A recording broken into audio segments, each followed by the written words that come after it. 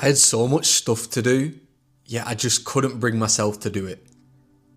Every single task felt like the hardest thing in the world, and I just couldn't understand why. I googled and everywhere was just telling me, you've got ADHD, you've got ADHD, you've got ADHD. But I was like, pretty sure that I hadn't. Like, as a kid, I was fine. Yet as I got older, as I had more work to do, more serious work to do, it just became so difficult to just start anything. Like, it started to happen to me at university, and then it's followed me throughout my career. Tasks that should take just a couple of hours take me days, because just sitting down to do it is like climbing Mount Everest with no shoes on. So I started diving a bit deeper, aka asking my good friend ChatGPT what was going on. And we kind of stumbled across the idea that maybe I was spending too much time on my phone, using high dopamine ways to stimulate myself. And I thought, you know what? It's worth a bash. I checked my screen time on my phone.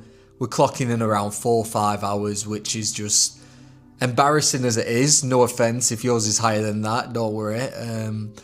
I work on my laptop all day, so it's technically a lot higher than that, my screen time.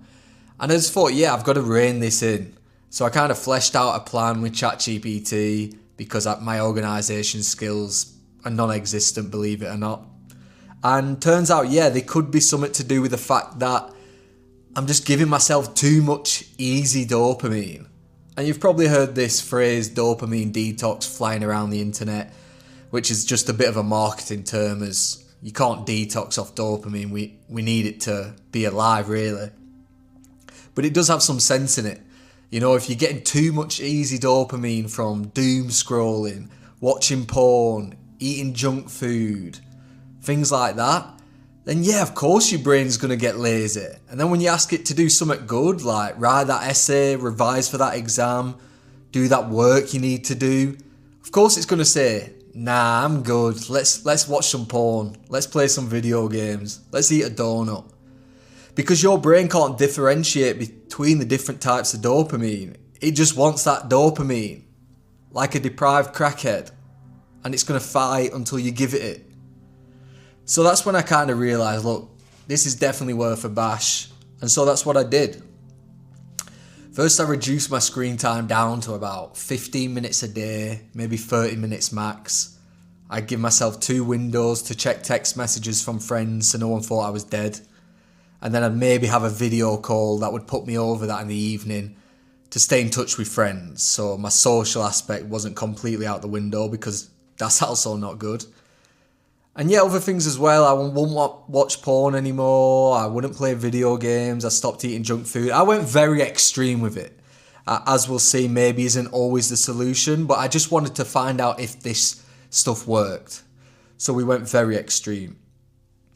I'd only watch 1 episode of something in the evening for 30 minutes. That was like my block of high dopamine activities. But apart from that, I'd have nothing else. I wouldn't even listen to music. No music, imagine that, yes. It was depressing, but I was going to give it a go.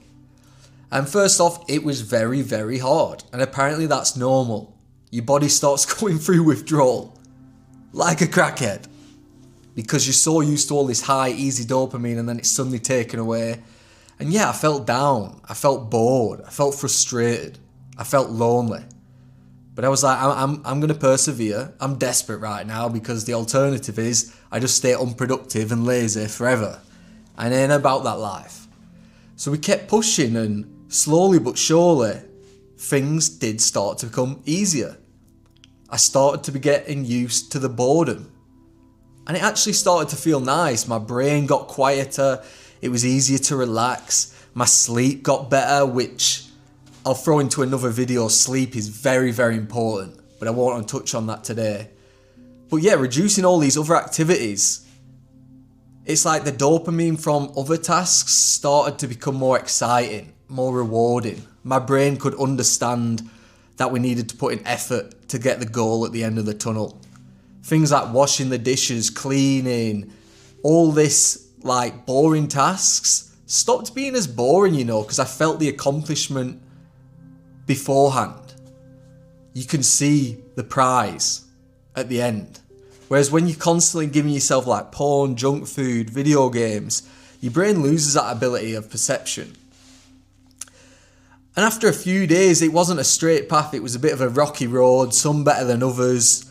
I was really struggling at times, but I kept going.